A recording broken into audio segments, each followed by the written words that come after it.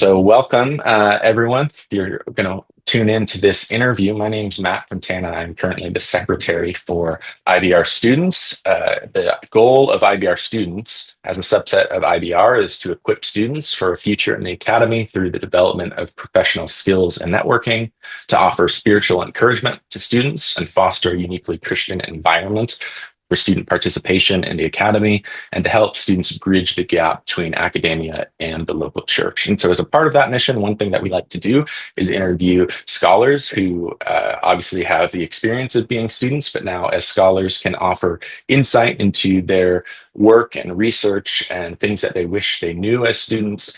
And so today we're going to be interviewing Dr. Brittany Melton. So let me introduce you to Brittany, who is currently a professor of Old Testament at Regent College in Vancouver, BC. Previously, she earned her PhD from the University of Cambridge and then taught at Palm Beach Atlantic University. She knows a couple of the founders of IBR Students, Kevin Boyle and Melissa Mandela and Jesse Grenz, and so has been a friend of IBR Students from the start, which we really appreciate. Her expertise is particularly in the wisdom literature and writings of the Hebrew Bible, particularly the scrolls, the Megillot, which she has published a monograph on called Where is God in the Megillot? A Dialogue on the Ambiguity of Divine Presence and Absence with Brill in 2018. She also co-edited a few volumes, such as Reading Lamentations intertextually and Reading Esther intertextually in the LH series. And most recently, she has co-edited Reading the Book of the 12 Minor Prophets, published with Lexham, which she co-edited with Dr. David Firth, who, funny enough, was actually our last interview with the IBR Students Committee. She's currently working on a few commentaries, including ones on Esther, Job, and Ruth. So thank you, Brittany, for joining just me for now. Hopefully, Lindsay can join us here in a moment. But we're so thankful for you to take the time to do this and to offer your insight. We'd like to begin with just your story a bit and how you came to become involved in the world of biblical scholarship. How and why did you become a professional Bible scholar? Thanks, Matt. The how kind of continues to astound me. I grew up as a kid in Norman, Oklahoma.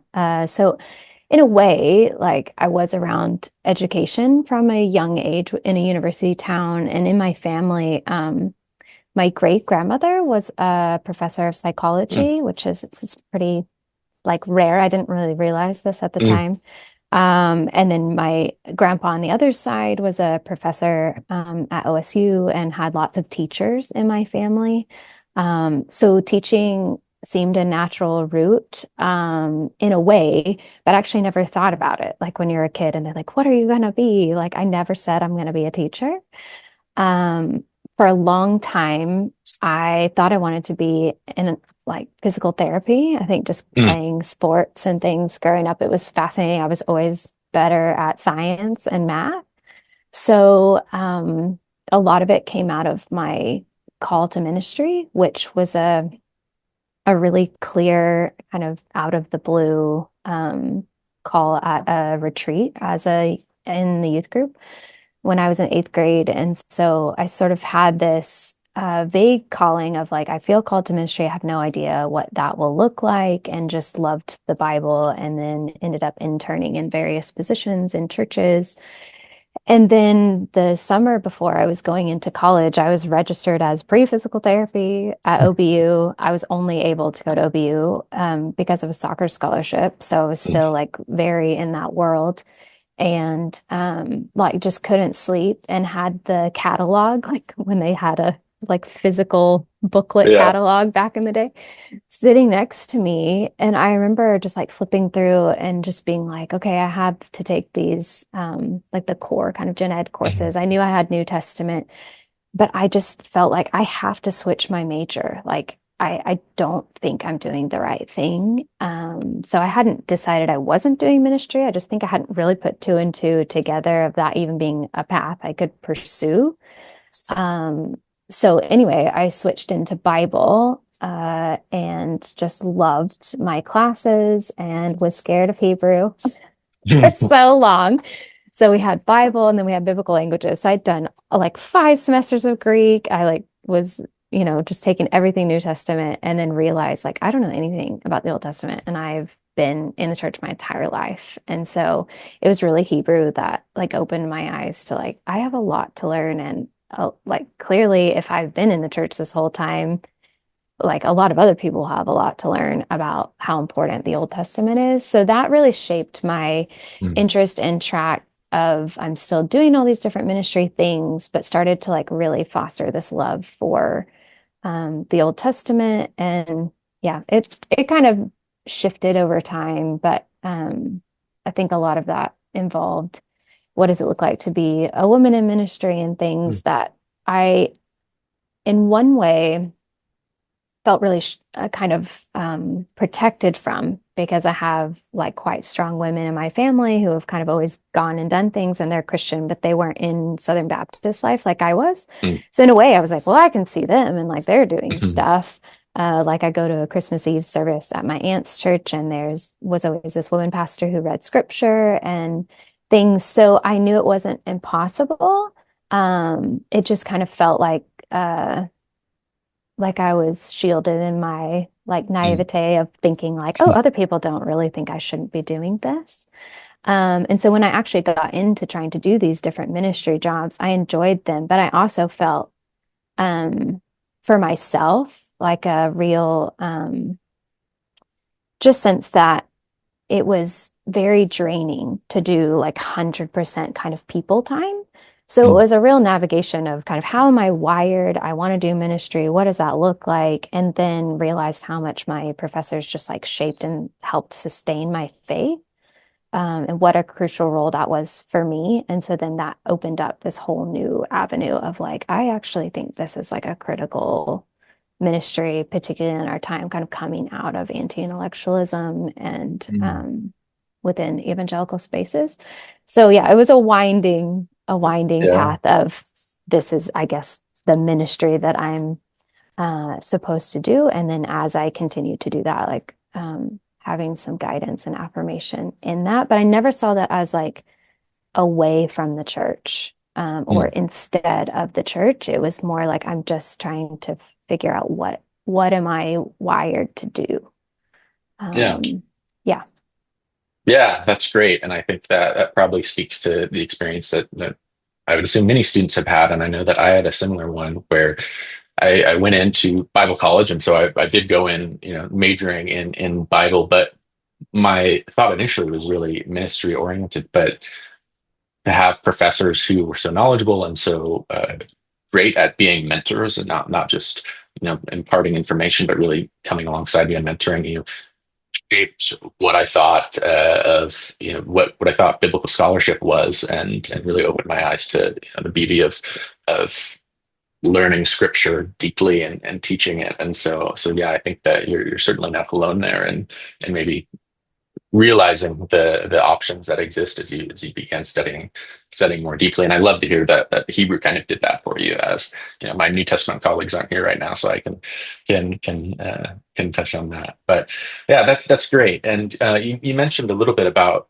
the challenge, or maybe ways in which you didn't face some of the challenges of being a woman in those spaces. And so could you speak to what maybe some of the biggest challenges that you did face in your academic journey were, and how you overcame them? Feel free to share as many examples as you'd like. Gosh. I mean, I think part of it was just this almost like suppressed sense of um like that I wouldn't be as good at it or that I Mm, like shouldn't be in the room. That was not often overt, or if it was, I genuinely thought it was like a joke. Looking back, I'm not sure, what proportion of that um, was like actual resistance, but in general, I was one of sometimes two women in my like upper level classes. And I just found like the one person that I felt like challenged me. I had a really great study buddy in college, who mostly through language classes, I felt like really pushed me, and that wasn't an issue for him. They're kind of like the three of us, like all competing. Like two of them went to U Chicago, and there was a real heritage, like or legacy, I guess, within OBU of people going on, and so that was a real encouragement. So Amy Peeler is 4 years ahead of me, so she Mm. was like this like figure that had like gone on, and I Yeah. heard about her forever, and it was like, we know what women should do. They should go to Princeton, and like this is the recipe that like for success. And I was like, well, I'm not doing that. I'm doing my own thing. So in a way it provided like hope. And then when, years later, when I actually like started interacting with Amy, I was like, oh, well, maybe I would have turned out lovelier if I would have done what they said, because she's great. So it wasn't as if I didn't think it was possible. I mean, we had women chairs named after women and things. So you were like, well, they used to be here, so this is possible. Um, so I wouldn't say that was actually kind of at the forefront or a consistent consideration, really. But now looking back, like it's wild to think my first Bible class I ever took from a woman was sitting in my PhD program, listening Wow. to my supervisor teach MPhil students. So, and I went to Fuller. Like there were plenty of women Mm. professors in my undergrad and in my master's program, but I just didn't have a Bible class with one of them. So I, had Nancy Murphy for philosophy of religion, and it was like riveting. And so I think it's more in retrospect, hearing Mm. more recent scholars come through and I only have like one class with the woman, and you're like, that sounds great. Like, so it just wasn't a real um consideration. So I'd say it was more just circumstantial things. So I mean, money is easy to relate to for lots of students in different Mhm. phases and moves and resettling, those types of practical things. But personally, from the time I was going into my graduate work, I was in a dating relationship with someone who also thought they wanted to do this. And so Drew and I really were like trading off a lot of the time. And so it was navigating like what does each of us do in that alternate time, and then on top of that, as we started deciding like, okay, now is a time we might start thinking about having a family, having two kids during the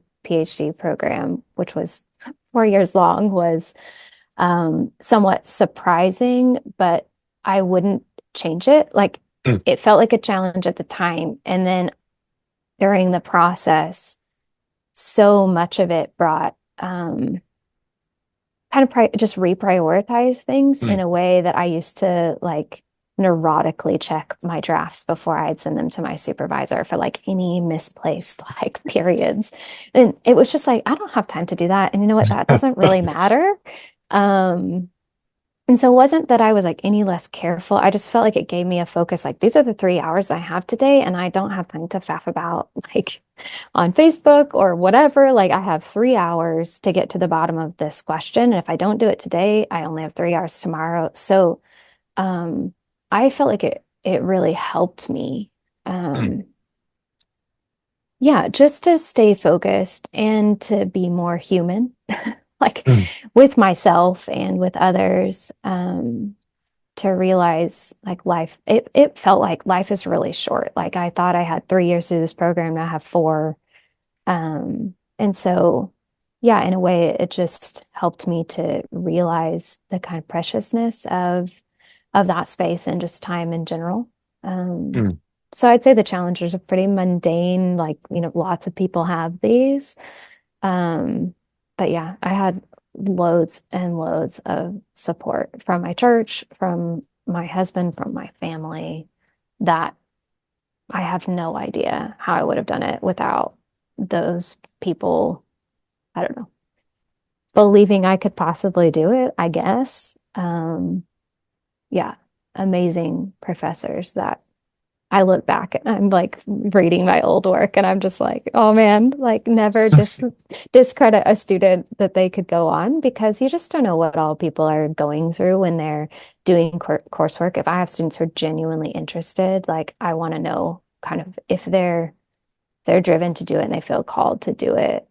Like it might just not be like their kind of prime season of work. But yeah, I've seen so many surprising cases where students just blow me away Mm. with the level of work they go on to do. That's great. That's really helpful to hear. Um, what are some main issues or challenges that you believe the up and coming generation of evangelical scholars will have to face? And that can be professionally, spiritually, politically, anything. Yeah. Um, I started reading Unsheltered by Barbara Mm. Kingsolver. I don't know if you know this book. It's basically Mm-mm. about two academics that are married and their house is falling apart and they can't afford to fix it. So it's about the state of academia broadly. And in that, really feeling the shift.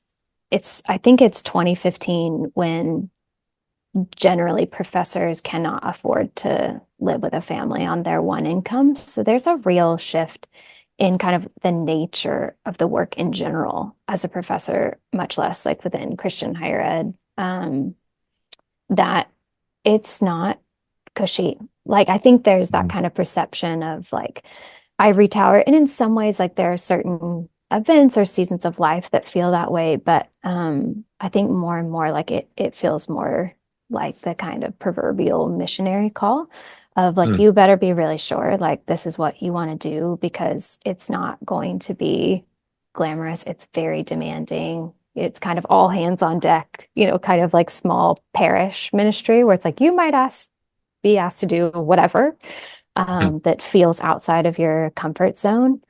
Um, so there's a real like stretching of what it means to do this job um, that I think in some ways is really good. But in other ways, it's like you're basically being asked to be an academic, a pastor, a counselor, like all kinds of marketing. Administrator, Yeah, yeah. all kinds of things. And to know like you just can't do all of that. And so there's a real challenge. We might talk about this later of just trying to figure out like what can you do and what Mm. is like life-giving and you can give more time to that. What do you have to protect? Those sorts of decisions are quite challenging. I mean, the job market is really rough. I remember one of my master's professors just being like, if you can do anything else, like just don't do this. And I don't think it's that bleak. Like I think if you're really called to do this, it takes just like patience and faithfulness to be a person of character to do it. But more than anything, I just felt like um, maybe this is like a sort of a later question, like just don't be a jerk to work with. Like there is a sense in which yeah, like it is fairly simple. Just keep going and be a decent person. But I think the particularities of this moment have a lot to do with the difficulty of just trying to maintain a sense of conviction and nuance Mm. in a world that's like so polarized, and wants you to clearly choose these like sides that have been determined. I find that really difficult where it's like kind of trying to like pin you into a corner where it's like Mm. it's not a lot of these issues are highly complex and there's a range of orthodox ways of expressing faith and those types of things. It's why I've ended up at two non-denominational schools, because I want to hold um, that breadth. And for myself, I think there can be people who tend to try to just be like all things to all people all the time. So it's how do you be yourself in a generous space without that looking like, oh, you on the other side. Like it just is, Mm. the language has changed so drastically in the field. And so I find that really sad. Mm. Um, but I do have a lot of hope as I see just new scholars coming up and the ways that even the different societies are shaped. And um, yeah, I think it feels like it is becoming more generous amidst the polarization with people of faith that I actually know. Mm. Um, whereas when I just read headlines, it's like very depressing. So Yeah. yeah, find good mentors, find Mm. friends to walk through. Yeah, I think one thing I really learned in hindsight, I wish I had figured it out earlier, was how important my relationships in my master's program were. Like I kind of thought like, oh, great, this is like fun to kind of balance out all of the stress of school, and then realize like how much those people shaped me in really meaningful and important ways, and like courses I didn't think I wanted to take. That there is a holistic formation that's happening in community that networks you and continues to be vital as you're continuing on. So instead of like the kind of lone ranger, like I'm going to get all these degrees and then I'm going to, it's like those are the same people. Like it's going to keep Yeah. being this same, yeah, just network of Christian scholars and churches, that you still need to be Mm. networked with that person who's just going to be a pastor. You're like, that's really important that Mhm. I have a good friend who's a pastor in DC, and I highly value the things that he writes about and just hearing from him. So, yeah, that was something I didn't do well that I wish I had thought more about. Yeah, yeah, that's insightful. Are there so you did your PhD in UK and then now teaching in Canada. Are there have you felt that some of those pressures you talked about of the polarization and really being forced into a certain, to define yourself in certain ways, that those are different in Canadian or UK context than they are in the US? I mean, I think there are real differences for sure across the cultures. I think the exchange of students and professors in those spaces is quite permeable. So like you're Mm, still going to be in that conversation space regardless of where you are. It was very refreshing for me to be in a church in the UK that was supportive of women in ministry while I was um, at Tyndale, where there would be lots of people who were really supportive, but some people who would be more conservative in that space, but still really respectful. And so, um, just even thinking through the different UK institutions, like there are loads of North Americans at Edinburgh and these places. So there's a lot of exchange regardless. mm, So I think where you feel it more is within churches and within just kind of okay, yeah. general um, societal space. So my husband being a pastor over there, like I felt it much more in our church. Okay, when you say conservative, you mean this. When you say evangelical, you mean this. And it's totally different than what this person in the US is saying. And that was helpful for Mm, me to open up into the like global Christianity space. But most of these pressures are influencing worldwide. yeah. It's just kind of how far along in the post-Christian space are is the place that you're residing in. So obviously Vancouver is like quite different as far as the kind of progression into post-Christian space than other places in Canada. So again, it just kind of depends specifically where you are. But I think in higher ed, it's you're all swimming in the same water, and so it's more about the proportion of people within that Mm, space and how to be able to have conversation with one another in a world that just is polarized right now, yeah. regardless. Um, yeah, but Canadians love to look over look over the border and be like, well, it's not that much of a circus here, but Yeah. the same types of pressures are here, are in the Mhm. UK.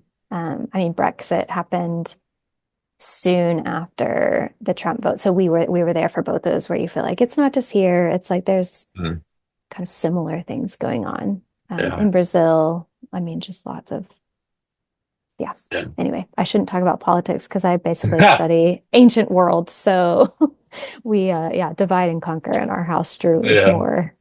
more studied in, yeah, contemporary political space.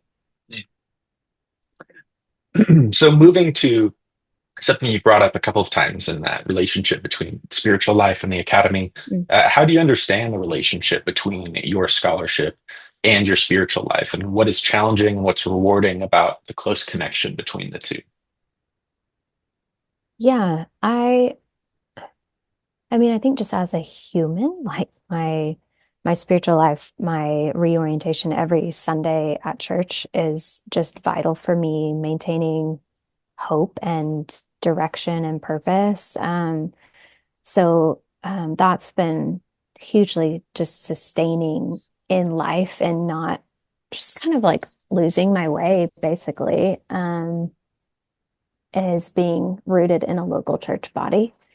Um, so within that, I mean, I just don't feel that much tension between them for myself. So I would say, having some people at church who have an idea of what I do and are supportive of that. For myself, I cannot have a heavy load at church. So I have a strong relational tie at church. And my church in West Palm, I was an elder at a very small church. So the behind the scenes stuff, it is more natural to me. But for like preaching kinds of things, it's like once a semester, maybe, just because the demand is just too much for me. It's not that I don't, I do enjoy it. It's not my happy place, like live events and video and like um, the internet in general, like basically life in outside of the ancient world is a little bit uncomfortable to me. So at church, I really just try to invest in relationships. And so if I have people that are walking in life with me, then I feel really supported. And at work, it doesn't feel like a separate sphere or something completely different. Um, yeah, I don't know. I find this one a little bit strange because I think it used to be that I saw doing devotions with like loads of books in front of you as a kind of that study, and then there's devotion, and they've just fused for me where I'm Mm. like, if I'm reading the word, like I'm thinking while I'm at church, and the same sorts of questions will come up. And when I'm doing study in my office, maybe I'm not writing about it, but it's still edifying in this same way of scripture, really like feeding and infusing the way that I'm thinking about the world. So yeah, I guess I sort of um, don't see it as two separate spheres in any sense. Yeah, that's great. That's really, I think, beautiful in so many ways. Um, what are some practical ways then that you've kind of sought to keep those two connected, especially when it comes to the church? And so we often speak about, bridging the gap between the academy and the church. What are ways that that practically plays out in your own life? Yeah, I mean, I think other people are much better about writing the like accessible, relevant book. So I have had a couple times people ask like, "Oh, can you like boil down your work?" And like I can kind of articulate that, but I don't feel wired to sort of write a book and then like translate it for the church. I think it's hugely unpopular probably to still like believe in a kind of trickle down sort of idea. But I think it's because I also I mean, my husband is like an academically minded pastor, and so I think I don't think that the churches down here and like I think both of them need to be touching base more with each other in general. So um yeah, I it's kind of simple, but John Golden Gay was who I worked with a lot during my master's, and I asked him one time like, what should I do in PhD and whatever, and he just said write something true. And I was like, oh, okay.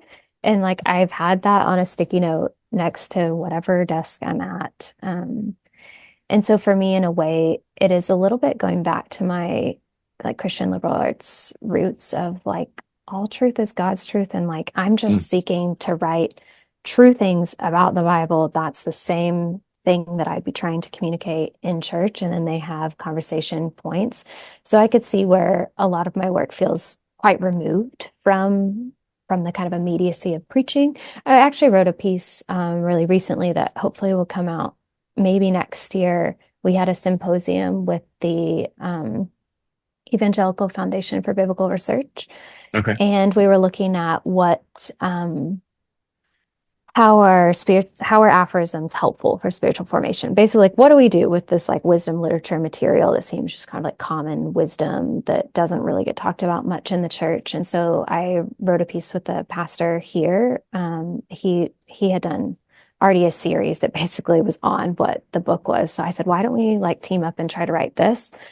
Um, and so I think that was actually really refreshing in a different mode for me. Hmm. Um, but but I think it's that kind of impulse of trying to revive like all of this, all of scripture is helpful to us. Like we're just missing out if we're not looking at all of it. So I guess that's been a little bit of I'm trying to bridge for the church into like how do we use all of these texts? That would be a real central thing to Hmm.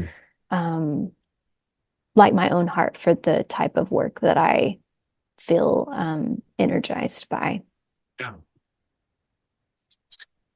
Moving into some questions about your research, can you tell us a little bit about your research process from start to finish, and whether that's, working on an article or a conference paper or a commentary or something like I thought that? you were going to say whether or not that's working out. And I was like, oh, that's a great question. Um, okay, if I'm working on different things, um, I have found the nature of the different types of work to be the processes are really different. So coming out of a PhD, you're like, okay, I have somehow finished a monograph. And then my next contract was for a handbook, which is like, okay, now don't do anything too original, just Yeah. tell us how to do this in your Yeah. own voice. And it's twice as long. So, I mean, those two things, that was such a learning curve for me to be like, where do I begin? Like, Mhm. I cannot at all go into these like narrow little research trains that I want to follow to the Yeah. nth degree.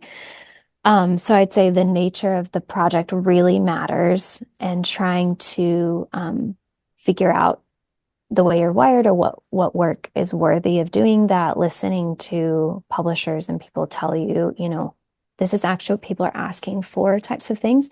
So there's the kind of even before you begin thinking through the nature of it to even determine a process. But in general, I try to have a week where I now like feel like I'm outing Aubrey, but Aubrey Buster is my writing partner support. And we meet for 30 minutes on a Monday to say, like, what are you supposed to do this week? What do you need to do? Remember this other project you said you were doing? Like, when is that happening? And then on Friday, we just get on a Zoom for about 2 hours.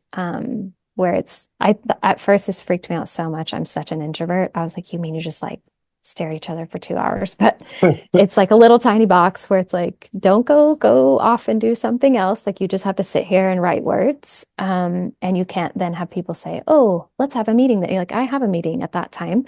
So it's this protected space for me of at the end of the week when I don't have a class the next day, lots of people have gone home or whatever. Friday's been a great day for me to write. So that's been part of my kind of weekly rhythm.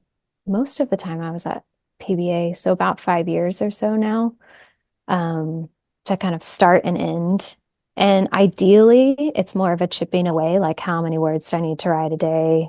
Roughly 400-ish.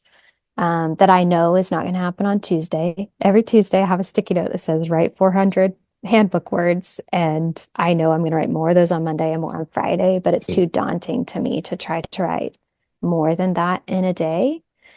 But the like steady writing and just finding time. A couple of things were helpful in that.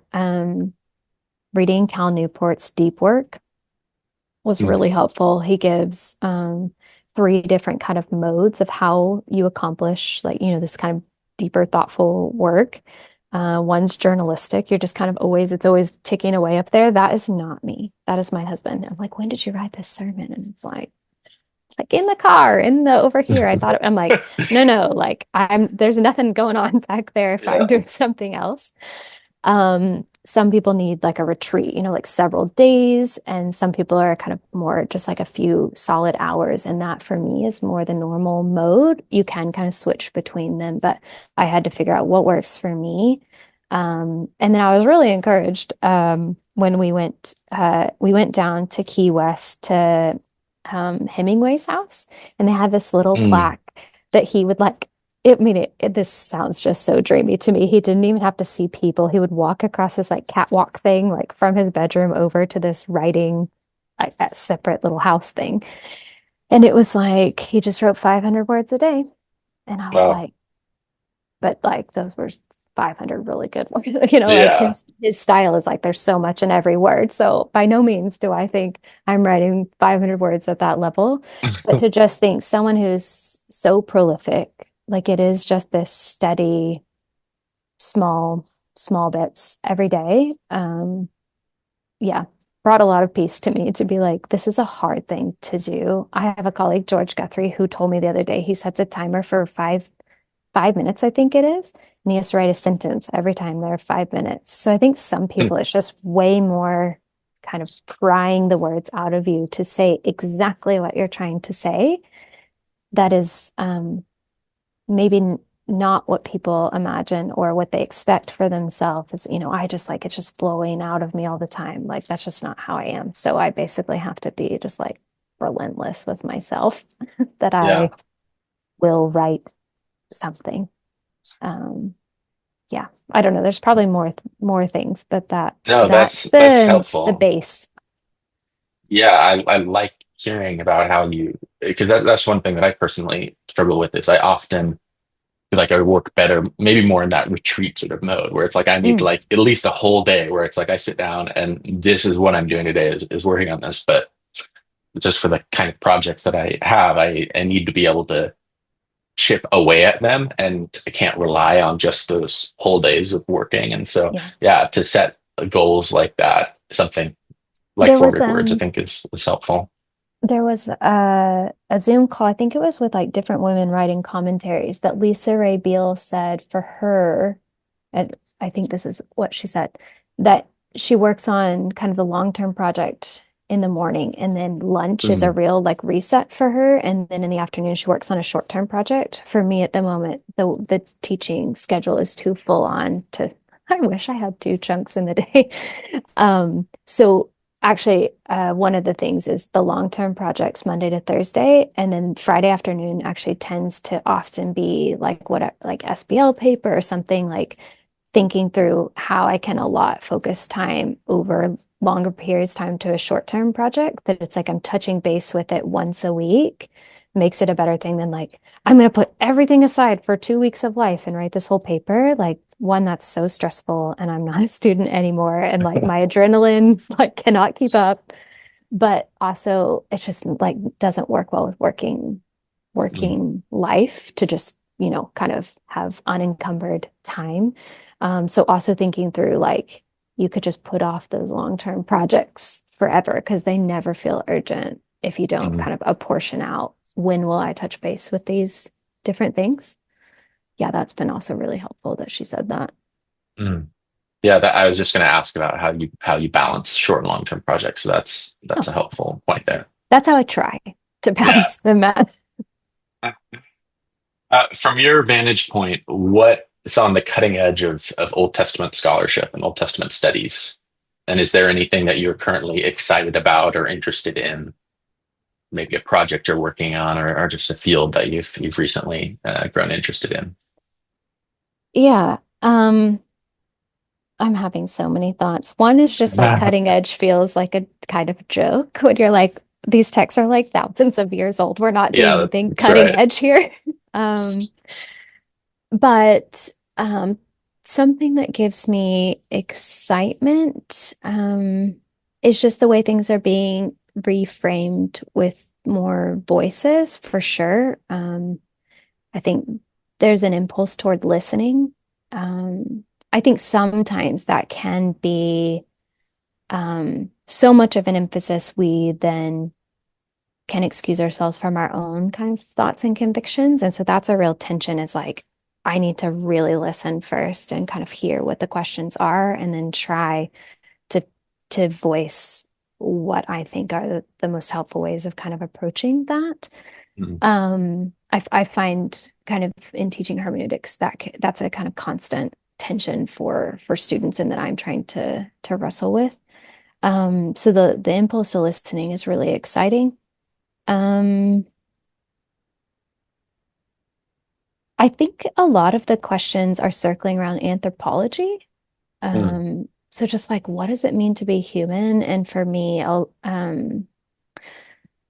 a lot of what is like helpful or refreshing is how many resources actually are in the biblical text for how to do that, to like live the good life, which sounds kind of like bougie or something, but I mean it more in the like classic sense of Mhm. um a kind of like in this small life, like kind of what really makes a difference. I think there's a lot there, and that there's a lot of writing being done in theology, in philosophy, in Old Testament. I don't know as much in New Testament if it's as concerned with anthropology at the moment, but there feels some kind of gravitational pull in that space Hmm. of we're all just trying to grapple with, in the midst of AI, like there's lots of different kind of pressure points.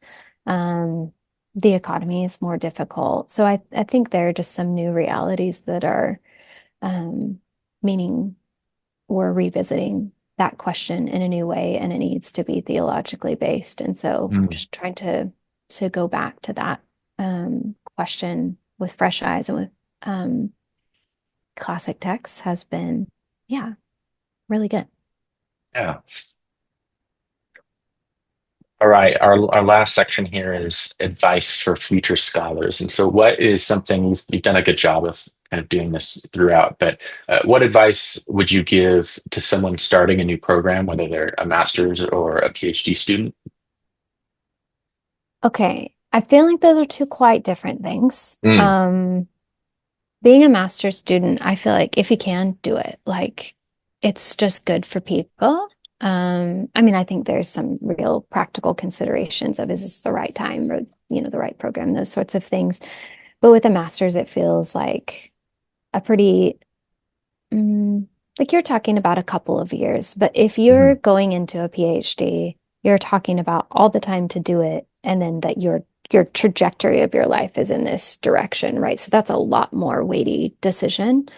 I mean, part of that's just shaped by like the Regent ethos is like we train laity to just read the Bible better, and I think that's great for anyone. But with PhD, I feel like you better be sure this is what you want to do because it is going to, yeah, just like push you to your limit as um, an existential exercise, as a, sacrifice and focus. And in that way, it's a time that shapes you so much because you are so focused. So for me, I I felt like supervisor was like the number one question. Like this person is going to shape who I am as a person. I mean, sometimes it's like that thing where like people look like their dog, like like in Lady and the Tramp, where you're like, oh, that person's studying with that person, and they like Mhm. conduct themselves and they like look like a mini me. That yeah, it gives me a lot of caution if it was a supervisor that was just like really arrogant or combative or kind of just always setting themselves up to kind of give a counter argument, never kind of constructive work. So I wanted to work with someone who did constructive work. I think there's a lot of beauty in the refining of the academy of doing deconstructive work, but I just didn't want um, to give my life largely to that type of work or to be shaped by someone who wasn't also doing constructive work. And so Catherine is, yeah, she was amazing. I have a student from PBA who is now working with Catherine. I could not say more. She was very much like the let me kind of Miyagi moment you into like, this Mm. is how you do a conference. Like, why don't you just come to this conference with me and kind of holistically gently like introducing me to the field. So a supervisor plays a huge role in who you are as a person and even just your networking and connections. So supervisor, I think topic wise, maybe I've said a bit about the type of project, but that's not for everyone. Some people can write a whole dissertation on one word. That wasn't me. Mm. Um, I wanted to do, so if you're, I think kind of thinking toward if you're wanting to teach and not be at a research institution, choosing a topic that means that you're going to know something about more than this tiny little thing is Mm. really helpful because as soon as you're in just like a Christian liberal arts setting, or even not quite as much at a seminary setting, but like I was teaching New Testament, all kinds of areas. Like I remember showing up and they were like, "You're going to teach Genesis and Book of the 12." And I was like, "Okay." Like haven't been working on either of those. Here we go. That uh, if you are doing a project that at least touches base with other parts of the canon, it's hugely helpful as Mm. you're then moving into the workspace of how much breadth do you have, and how engaged have you been in um, like seminars. All the time I would think, oh, do I have time to go to this senior seminar and listen to this rando paper this week? And then I'd be teaching and like, oh yeah, there's this person working on this thing. And so there's a lot going on in the structuring of academic life. I mean, maybe it's just like prideful of me to not realize, but there's so much that's going into what coursework are you doing? What sorts of Mm. things or events are kind of running that are really helpful. So to try to keep balance in that space, even in a master's of identifying, this was one thing I did try to do. As an undergrad, I knew I hadn't had enough theology, and I knew I needed more New Testament and, or sorry, Old Testament. And so I tried to fill the gaps, not with just what interested me. I mean, I think that's good, but really identifying those gaps of like, have I been well-rounded in my education as I'm then going to go teach? Because I'm not going to then go have time to just be reading really broadly in church history again. I mean, Mhm. ideally. So identifying your own gaps and but trusting the script as well Mm. of, what is the program? Why are those the classes? I think I just had such a narrow focus where I was like, I just need to do Old Testament and like languages. And the longer I've been in this, I'm like, thank God I took those three history classes. Um, yeah. So yeah, I think supervisor is probably the biggest one Mm. to me. I think just what are those programs known for? What's the institutional moment? Those things can be assumed, like, oh, this is what this institution has always been like. There's a lot of shift happening in the type of education. Is it going to be in person? Is it not? How much time does your supervisor have for you? Um, yeah, for me, Oxford was at the time that I was in Cambridge, like more antagonistic to evangelicals, not Mm. absolutely by any means, but I wanted to do more of a literary project, and like that just wouldn't have been as encouraged in that space. So I think just even knowing kind of what are the general types of projects that are gaining traction in different institutions, that's going to really shape the kind of mode of your project as Mm. well, or how much resourcing and energy is going to be put toward it. So getting to know the institutions and the people really well. Yeah. Those are all super, super helpful pieces of advice. You touched on this a little bit earlier, but if you could reiterate, like what would you say to someone in our audience who is concerned that they really feel called to teach and they really would love to, but they're worried that once they finish their PhD, there won't be any jobs for them. Yeah. Um, I mean, people told me this, and I was just like, well, this is what I feel called to do. So I just have to trust that there will be a job. And in some ways that might sound naive, but I genuinely think like if you're getting affirmation that this is a space that other people in your Christian community can envision you doing, and you're continuing to have open doors there, then you just walk through the next door.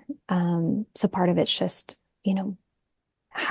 having faith um, that you will have like right that God will give you the strength to do each new kind of challenge in the process.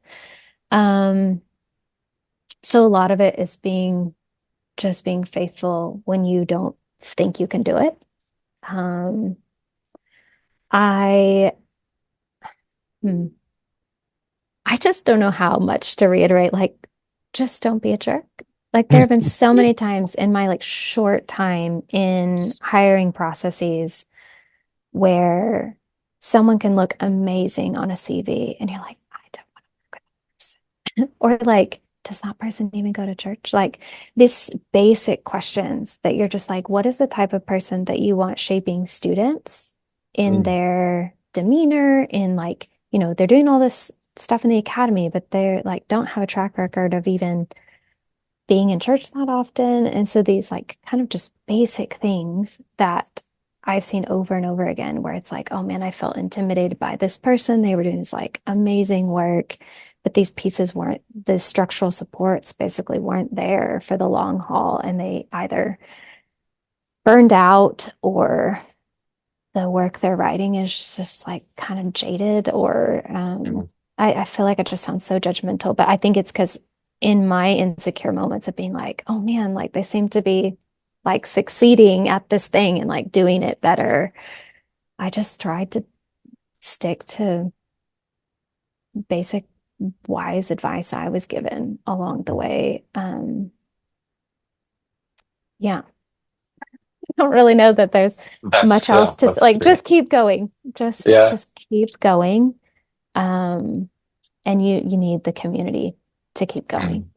Mm. Um, you need some people around you, yeah, that trust there's something bigger going on, with God's mission in the world and that you're part of it. And even if you don't end up in the academy, like that there was a reason to do this degree and you felt called to it. And we need more really educated pastors. I've had a Mm. few friends who were in the academic route. They were amazing at it, and they just felt called to pastor at the end of Cambridge PhDs. And I have the utmost respect for them and think they're absolutely not choosing like plan B. Like they really felt called to do that. And yeah, I think that's really important in our moment to have pastors who are really nuanced and thoughtful and have the breadth for congregations that are really struggling to know what to do with faith in a world that is trying to recast what it means to be Christian in a lot of ways and Mm. to keep that historically grounded, like takes a lot of study. Um, Yeah. yeah. Is there anything that we missed touching on that you'd like to comment about? What we missed that you would like to say you wish you would have known as a student, or any advice you'd want to give? Um, my first thought, to be totally honest, was like, you're never going to read a book again. It's not that bad, but in a PhD program, I feel in a master's program, it's a little bit it's just not quite as focused. But this like focus time just to study is like such a gift. And I feel like there is that weight of like, what if I don't finish? Then this is all for nothing. Like, I don't actually think that's true. But I mean, I felt like I physically like lifted this like creature from on top of me when I finally finished. Like, nope, it wasn't all for nothing. So in the midst of that weight, like it is such a gift to have like a focused time of study and the like thrill of research that just feels more jumbled on the other side of it. So I think not living in the illusion of like one day I'm gonna have this fancy pants office and just like read books all day long. It's like I don't ever do that. Like there's someone knocking on my door, and like if I study at home, I have children who come home at 3 o'clock, and um yeah, that you have to make space for what's important, and that's not going to change. It's only going to get more difficult. So I think just like enjoying it. I remember someone saying like the first year of teaching is 100 times harder than PhD work, and being like, that cannot be true. And it's 100% true in my Oh, experience. oh man. Um, I mean, just the pace, right? Is like Yeah. the class is tomorrow. Like, what can you do by tomorrow? That there's a luxury of like the long, the long, deep work that is existentially more difficult, but is like just so rewarding to be able to just read whatever you need to read. Yeah. Um, yeah, so I missed that. Mm. I mean, I obviously have these like small moments when I get to just dive in and complete something, but yeah, enjoy it. Enjoy it while you can. it doesn't go away entirely, but I think that they're more similar than they feel as well. Hmm. Like you are in a training ground for exactly what you will be doing at the same time. Hmm. Yeah, so I think there's this kind of illusion of they're two totally different things, and it's more like an on-ramp. Yeah, that's great. Well, to conclude, we're going to have a quick lightning round where we just ask you some less serious questions or questions that we just want to hear your off the cuff answers to. This is an idea that we stole from the OnScript podcast, so to Oh give yes, them the I credit know there. this one. Yeah, I'm gonna be meeting with Matt later today. Oh, yes, that's great. It's Yeah, definitely his forte more than mine, yeah. and so helpful. Yeah. Yeah, we love it just as a way to make scholars seem a little more human, and not that you haven't seemed human. No, You've we're been, just all weird, Matt. We're but all yeah. weird. So, with that being said, let's jump in here. So, if you were to teach a class on something non-academic or not related to your field, what could you teach us to do? How to run hurdles or Oh, knit. okay. Yep. Wonderful. Do you have a favorite board or card game?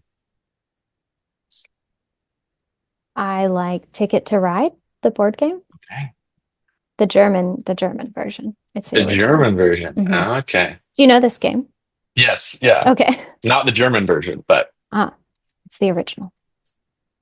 what's the most important book in your field that's been released in the last 50 years?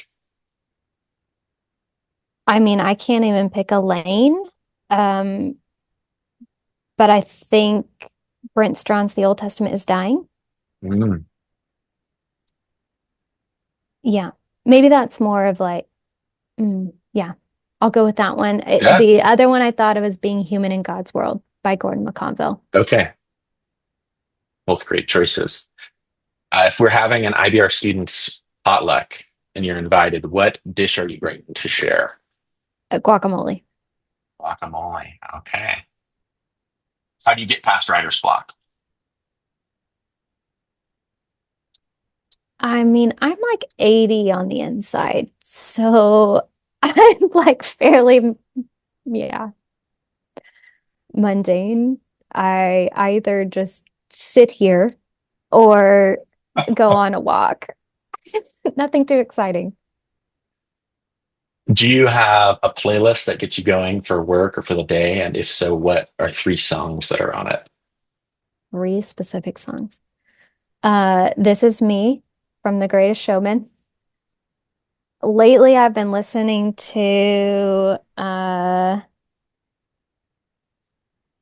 let's see, Dog Days Are Over by Florence and the Machine. Okay. I think it's because like the rain is coming. Yeah. Um, and anything on the Hamilton soundtrack. Okay. Yeah. Do you have an unusual talent or party trick? No, No.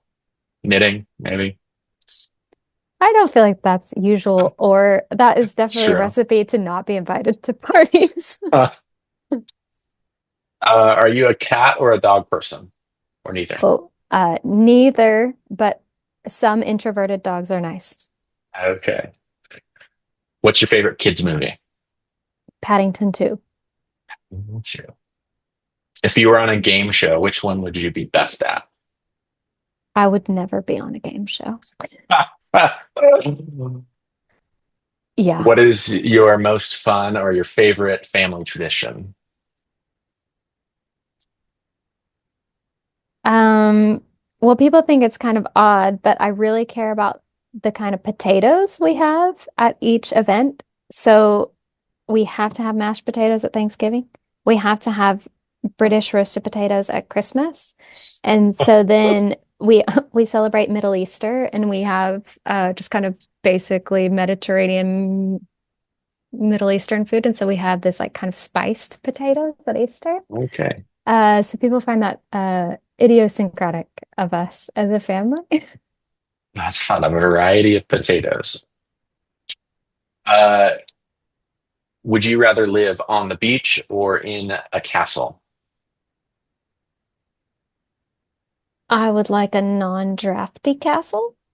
Non-drafty capsule. There we go. And then what has been the most surprising difference in moving from the US to Canada? Mm.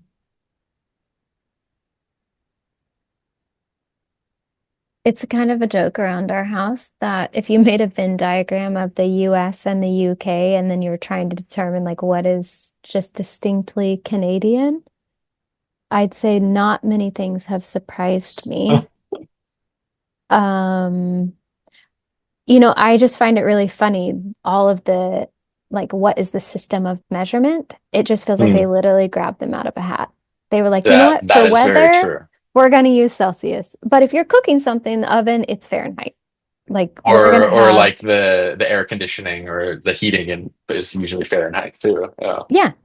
Yeah. So it's like I feel like I'm driving myself mad trying to figure out the That's system of funny. like who decided which of these we were Yeah. gonna follow for each event.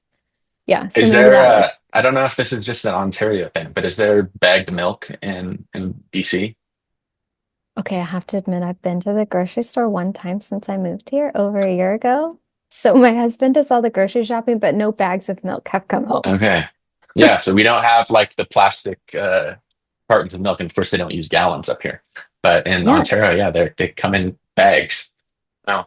right. And you have I, this like it little must be more plastic pitcher eco-friendly. thing that you put the bag.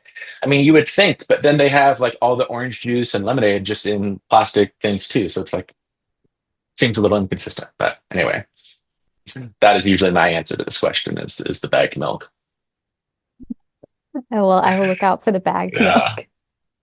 Well, those are all the lightning round questions we have for you. But thank you again, Brittany, for taking the time to share your wisdom with us. You shared so much that I think will be helpful for those who are part of IBR students, and it's great to just hear a little bit about your journey and get to know you. And so, are you going to be in San Diego in November at conferences?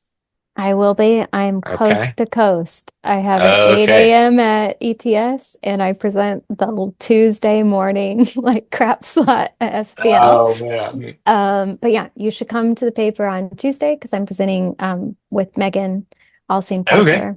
Parker. So yeah, getting to co-present with a previous student who will go much further than I ever did.